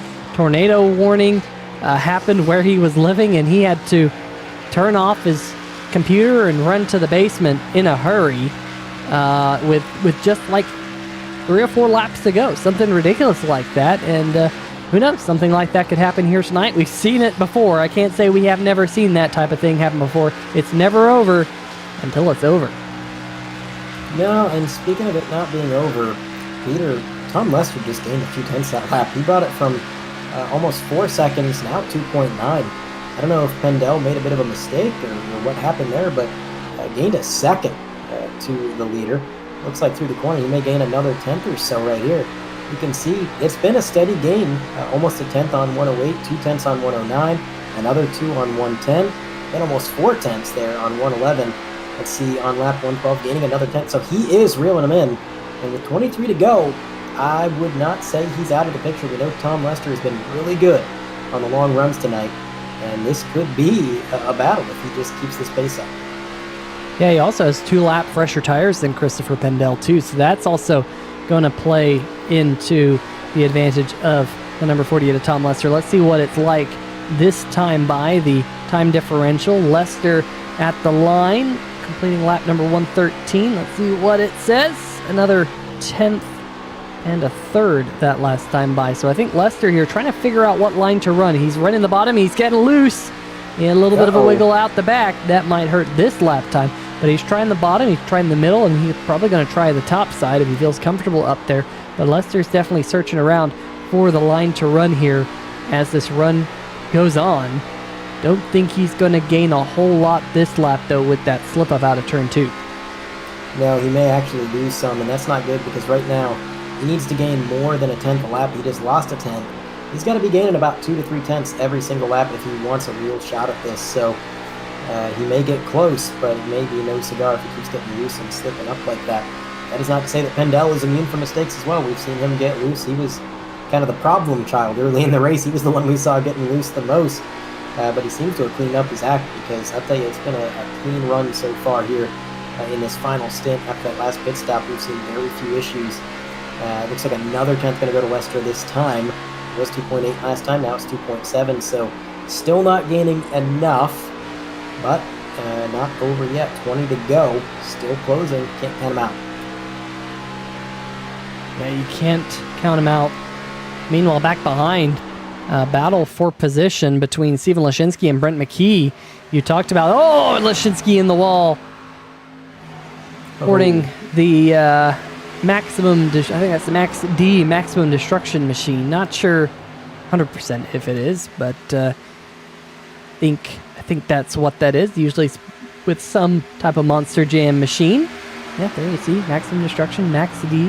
If you ever never watched Monster Jam, that's one of the monster trucks that you see out there. And the number 9 showing some pace here up into 4th with that pass on McKee. And now Dama has slid back to 6th, but he's caught McKee for position. So we'll see whether or not those spots continue to trade hands as we're down to 18 laps to go. Again, Lester starting to make some inroads, now under 2.5 seconds. We'll see what that gap has been. Again, yeah, a little bit more than a tenth of a second per lap. If he can keep that up, Andre, he will get there, but just has to keep it steady and keep clicking off those lap times, just about a tenth and a half faster than Pendel.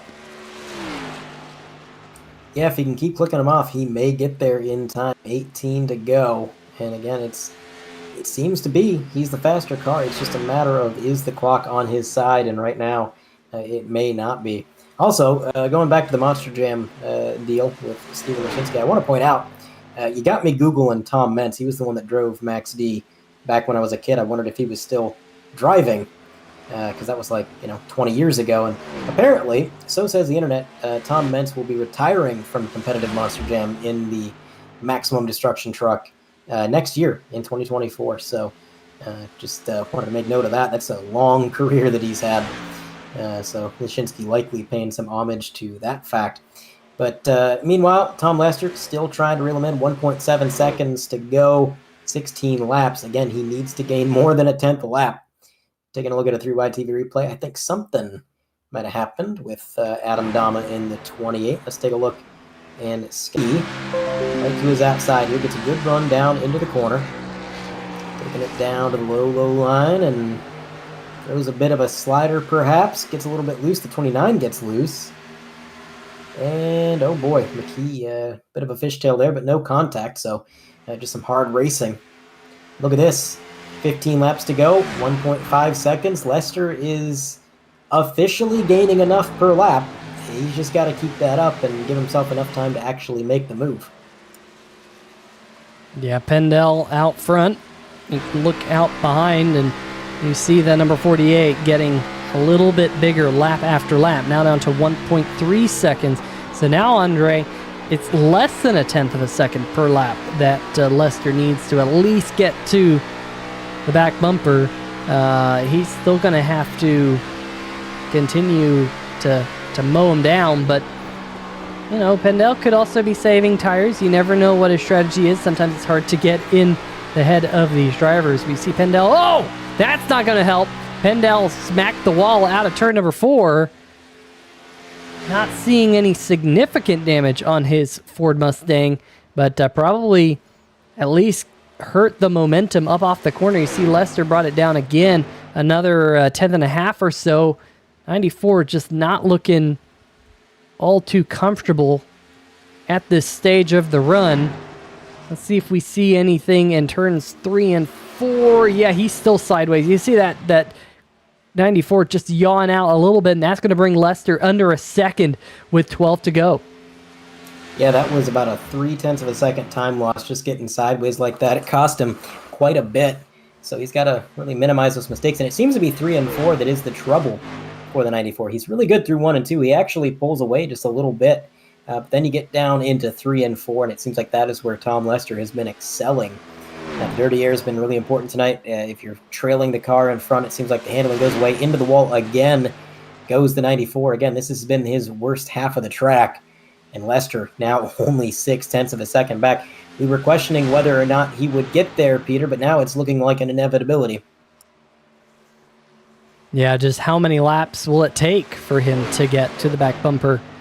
Will it be 3 laps? Will it be 4 laps? How many laps does he have to do battle for the race lead? Because catching him is one thing. Passing is always another here as the clock continues to wind down in the harpoondesign.com 200. Make sure you check out Harpoon Design. I've left a link in the description of the video if you want to go click on that. Want to thank everyone for tuning in to 3Wide TV here tonight for the National Sim Racing Association. If you're still with us in the chat, let us know.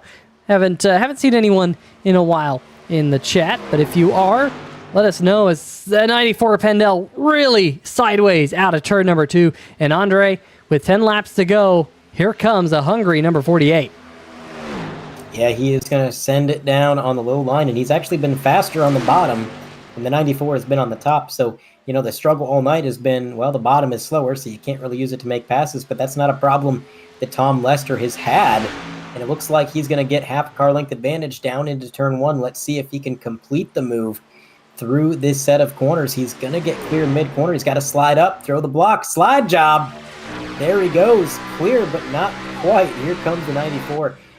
Trying to get the crossover maneuver, doing some aggressive side drafting here. 9 to go. Up on the wall. This is not familiar territory for that 48. He's been preferential to that low line. So now he's going to have to run a line that he is not comfortable with, but it still is going to be a little bit quicker than that 94.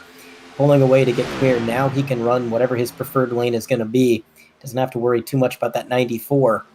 So new leader, Tom Lester, late into this race. That is huge. Look at that 94 getting sideways again, Peter. He is just so sideways.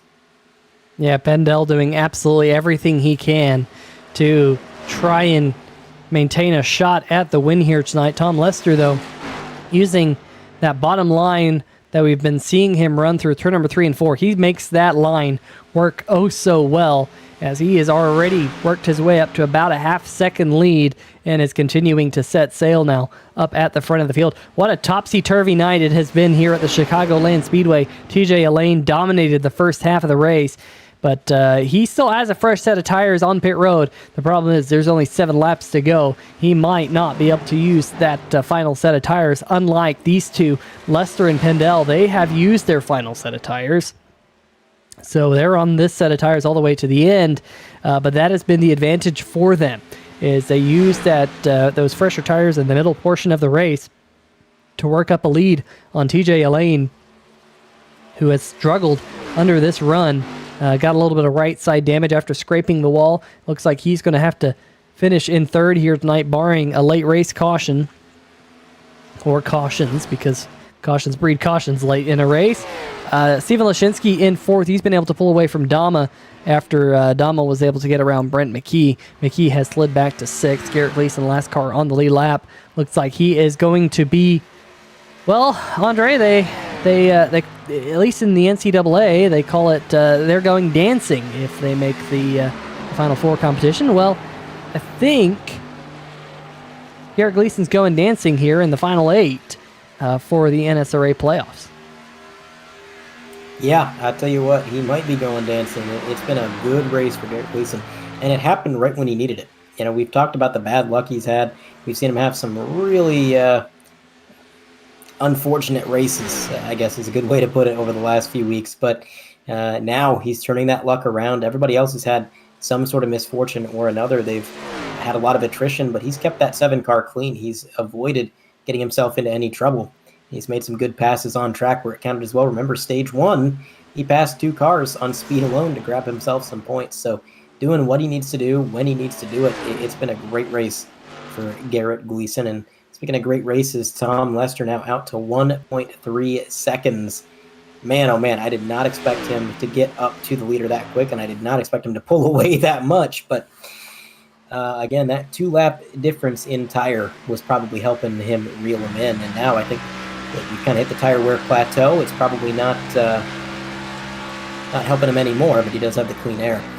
On board with Adam Dama, that is going to be Lashinsky up ahead in the Maximum Destruction car. I think he's closing in a little bit here. Adam Dama continually clicking off some pretty good laps, but may not have enough time. Only 3 to go here in this race, as our leader had just taken the strike, now through 1 and 2, or into 1 and 2.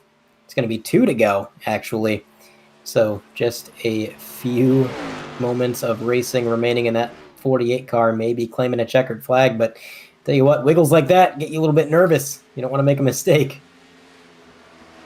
Yeah, you do not want to make a mistake. We had Mike Floppy Tellier driving, and in the 3-wide TV chat saying typing and driving, and Darian Caitlin rooting on Adam Dama to a top 5 run here tonight. White flag is in the air for Tom Lester. Everything looking also good for him. Dama still about 0.8 of a second behind Steven Lashinsky. Technically the best battle on the racetrack, but those two, I just don't think Dama has enough time to run down the number 9. Halfway down the backstretch for Tom Lester. Last time into turn number 3 and 4. Goes down to his preferred bottom groove. Andre, smart move. Doesn't want to have to flirt with that outside wall. Comes off turn number 4. And it will be Tom Lester winning the HarpoonDesign.com 200 in the National Sim Racing Association. Give that man a checkered flag. Picking up win number 1 this season. Started this race 4th place in points, behind Mike Tellier, Brent McKee, Adam Newton. McKee and Newton had both won races to cement their top 2 spots, but what a great way before the playoffs to get your first win of the season. Yeah, I mean, we've mentioned in the past that it seemed like for a while Tom Lester's just been knocking on the door of a win, and it looks like he finally got it. And he's not the only one celebrating. How about Garrett Gleason? He's doing some celebrating of his own. Number 7 car finishing P7. It's good enough, Garrett. You know, you may not be in victory lane, but you're probably in the playoffs, so that's just as good. Here comes the 48. He's going to do some burnouts, throw up a smoke show for the crowd, maybe destroy that engine. I don't know. Maybe you want to make sure they can't tech that engine after you were racing that fast. I mean, he came back from 4 seconds back and then drove out to a 2-second lead. That's a Darrell Waltrip engine if I ever seen one, Peter. Number 48 of Tom Lester definitely was able to have a very, very, very impressive final run to the checkered flag here tonight. I mean, I don't think he had the best pit stop in the world, but Andre, he was able to do enough to run down Christopher Pendel with a great move. I said catching him is one thing, passing him is another. Well, it didn't seem like it didn't seem like that here tonight. Let's see if we can bring up tonight's 3rd place finisher, TJ Elaine. Andre, why didn't you take it away with TJ? Well, Mr. Elaine, it was a great race, maybe a little bit of a disappointing finish, but still a great points day. And that 51 was fast still at the end. Tell me a little bit about your race. Yeah, I just was looking for a better race than what we had last Thursday at Talladega. I was pretty bummed on that one, especially because Nathan ended up winning that race, and him and I had pitted on the same time. It's just he was able to save enough fuel in that ordeal. But, tonight it was all about tires, and Chris and I played a little bit of strategy on not taking tires so that we were really hoping for like a late caution. It had a late caution come out. There was only like 2 or 3 guys in the field that had any tires left. And it would have been on if we would have been able to get that opportunity. But I'm glad at the same token that we didn't get a caution, because I'm literally still wiping the sweat out of my eyes. Yeah, it was definitely a tough race for everybody. After you mentioned the handling, we saw the issue seemed to only get worse. Everybody was getting sideways at one point or another. And with that last run, it was probably the longest green flag run we had in the whole race. How tough was it once those tires got to the point where they were just completely depleted? Was it even worse than the beginning? Yeah, it was real tough because most of the guys around me were on 4 fresh tires, and I'm pretty sure that was the caution that I had not. I went in and got fuel only and took no tires. And I was doing everything I could to hang on to that car, and Chris kept yelling at me, "Just hang on to it, man! Hang on to it. We're almost there. You're almost there." And Dave Connell, he got wrecked out and jumped up in the pit booth and he's like, "Oh, you got just hang on, 5 more laps, 5 more laps." So it was tough. I mean, I'm telling you guys, this series is probably some of the hardest, most respectable racing that I have been around. I don't make it through a lot of series because I get wrecked quite often. And these guys, these guys do a really good job at being able to run you hard without, over pushing that line and just screwing your day up. Yeah, it's definitely been some good races to watch up in the booth, and I'm sure a lot of fun on the track. Well, TJ, I want to congratulate you on a podium and a pole award too. Can't forget that. And hopefully next week you got the same speed. Yeah, I don't know. We're going, was it Rockingham? So Chris is. I'm just gonna look to finish that race. Chris is the guy that I expect that's going to be really, really well. He won the last league race that he was at Rockingham. He really enjoys that place. So look for Chris to be strong there. All right, we will indeed keep an eye out. We'll keep an eye out for you as well. Thank you for your time, TJ. We'll catch you next week. Have a great one. You too. All right, third place finisher out of the booth, and now I'm going to go ahead and hand second place finisher Chris Pendel over to Peter. Yeah, number 94, Christopher Pendel, just coming up a little bit short. It was a momentous pit stop for you there, and I thought maybe that was going to be the money stop, but Tom Lester ran you down there late. It looked like you had your hands full in that number 94. Tell us all about it. Yeah, so I pitted, obviously, when the leaders pitted because I was only like a lap or a second and a half behind. And I'm like, oh, I'll get fresh tires. And then I seen a guy spinning on pit road in front of me, and one of the leaders. So I'm like, oh, there's my chance. And then I guess the 4 hit the cone, and he got a penalty. So I knew that once I got out of pit road, I was going to have fresh. I was going to be by myself, and I was going to try to run some qualifying times just to get ahead of everybody. And kind of wish I wouldn't have did that because Tom was able to save some tires there. I know he pitted a couple laps later than me, and that was also also helped out for him. I wanted to run the bottom so bad, but every time I went down the bottom, I was so loose. So that's why I stayed committed to the top. And I just had no rear grip at the end of the race there. And kudos to him. I just wish it was 10 laps shorter of a race, and I'd have had it. But congrats to Tom. He did a heck of a job there running me down and passing me and catching me and beating me. Well, it definitely was a night where we saw some of your driver skills on display as well. A couple of big saves through turns number 1 and 2. Once, I think we saw you all the way down onto the apron. It definitely looked like a handful. How do you approach races like that when you realize, you know what, it's going to get wicked loose as the run goes on? Yeah, I don't know because I've always liked racing here in other series. This is my first time racing here in the Xfinity car, so I kind of treated the same mindset. And I wanted to run the bottom. I wanted to save tires, and I just couldn't do that here. So I was kind of freaking out, how am I going to set this car up to that the way I want it? And no matter what I did to it in practice, I just had to baby it all night. It was running behind. If I got behind somebody, it wasn't so bad. And dirty air, it made you tight and it helped a little bit. But when you're running by yourself, it's just so hard to for me to keep it on the bottom. And once you get committed top, it wears tires out even faster. And I was just along for the ride there at the end. Kudos to you guys for putting this on. This was a heck of a race tonight. I was just I came 20 points to the good. I think I'm going to leave a little bit better, and I got some good stage points, so I will take that as a win, and I am ready for next week. I love the Rockets. I'm ready. I'm ready to start the playoffs hopefully with a win next week. Yeah, I was just about to mention playoffs do start. Like you mentioned, came in 20 points to the good, and plenty good after all is said and done. We'll see you next week as one of our playoff drivers. But before we let you go, you got some shout-outs for us? Yeah. First off, I want to ask you a question. I know when you guys say my name Pendel, it's Pendle. So I want to clarify that. Okay. You're the second person here today who's corrected me on the pronunciation. But hey, that I We were can giving take you the that. Joe Dirt treatment. We were just prettying it up a little bit, Joe Dirt, Chris Hey, Pendell. You're good, man. You're not the only ones to do it. It's all good. I just wanted to let you know for future broadcasts. But Yeah, and we yeah, appreciate it. Seriously, we really do. yeah.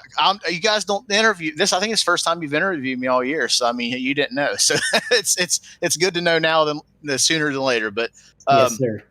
I want to thank TJ Lane, Esports Broadcast Network. Obviously, he runs with me every Tuesday or every Thursday nights. He makes me great paint schemes to run. That beautiful pink AutoZone car looked good out there tonight. Thanks to my buddies over at Deep Racing. I've been with them for the last few years on iRacing, and they help me out a lot when I'm struggling on tracks that I'm not good at. Thank you guys for putting this on. This is awesome. Jim, thanks for letting me join the league. Thanks to Justin. I've known Justin for a while now. He's a good dude. I appreciate him letting me join, and I'm looking forward to starting playoffs next week, and hopefully we all put a good show for you guys. All right. Well, Christopher Pendle, we'll get it right eventually. Thanks for dropping on by. Congrats on your second place finish, and congrats on making the playoffs here in the Stay Tuned Sports Series. I appreciate it, guys. Thank you so much. Y'all have a good day. All right, well, that's going to do it with tonight's runner-up, and now it is time to go down into victory lane. I'm not sure how you just had to look like you were supposed to be there, and that's how you end up in victory lane alongside Tom Lester, don't you? Mr. Lester, you got a copy? Oh, yeah, I got you. Well, Tom, what a race. We were watching you when you were in second place. We're thinking, if he gains a little bit here and there, he might get to him by the end of the race. Well, you didn't just get to him. You caught him with time to spare, made the move, made it look easy. Then he drove away to a 2-second lead to win that thing, man. That 48 was flying.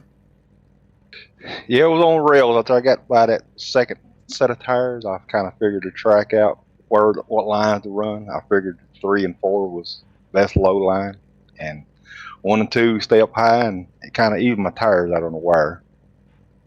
I think that tire wear was definitely key because you were one of the only drivers. I mean, we were watching everybody. You were one of the only ones that whenever you had nobody around you, you could run whatever lane you wanted. You still took the bottom quite frequently, and I think that saved a lot of tire. These guys, they were kind of afraid of the handling. The car was loose down there, so they moved to the top, but that ate their tire. I got to ask you, how were you able to keep a grip on the car down on the bottom? Because it seemed like nobody else could. Prayed every lap I went in there. Well, that works, yeah. Just by luck, you know what I'm saying? I mean, you just kind of go in there and hold the wheel straight instead of turning it once you get through there. Yeah, sometimes that works, but it's a win on the season, and it's been a long time coming. You've had some really good races lately. What does this do for the outlook going into the end of the season here, getting into the playoffs? Oh, it makes you feel good about yourself. Hopefully, we can do something to Adam. Take some wins away from him. He's done dominated the whole season, so we got to do something to him. Yeah, we'll have to see if you can dethrone him here. And with speed like that, I could see it happening. But again, I want to congratulate you on the win here. Is there any shout-outs you'd like to make? Yeah, I'd like to make a shout-out to y'all up in the booth, and Jimbo and Justin and everybody in the league for good, clean racing. All right. Well, again, congratulations, and hopefully we're talking to you again soon, buddy. All right. Y'all have a good night. You too. Very subdued. Man, a few words there, Peter, but you could tell he was still pretty happy, pretty excited about that win. Yeah, and of course, gets into the playoffs as well, so a lot on the line for Tom Lester over the next couple of weeks. I wonder if he's already got his eyes on the prize that is the Stay Tuned Sports Series Championship. Let's bring up tonight's final race results. Tom Lester, we just spoke with him, is our victor. Christopher Pendle in second. TJ Lane coming home in third. Steven Lashinsky fourth. Adam Dama, good run for him in fifth. In fact, great run for Lashinsky, Dama, and McKee, fourth, fifth, and sixth. Garrett Gleason coming home in seventh. The last car on the lead lap, but holding on to the lead lap. Philip Scott and Adam Newton, 8th and 9th, both of those drivers getting pit road speeding penalties and having, I think Scott got a speeding penalty. Adam Newton, I think, got a pit lane cone violation that led to their pit lane penalties. Mike Floppy Tellier involved in an accident, finishes 2 laps down in 10th. Then more drivers involved in accidents throughout the race. Justin White in 11th, William Ratcliffe in 12th. Both of those drivers, 11th and 12th, were hoping to race their way into the Stay Tuned Sports playoffs and unable to do so. David Connell finishes in 13th, and Thad Miller rounding out our 14-car field. But Andre, next week, a lot more on the line. It is the final race, or not the final race, I should say, but the first race, the exact opposite of the Stay Tuned Sports Series playoffs, the round of 8.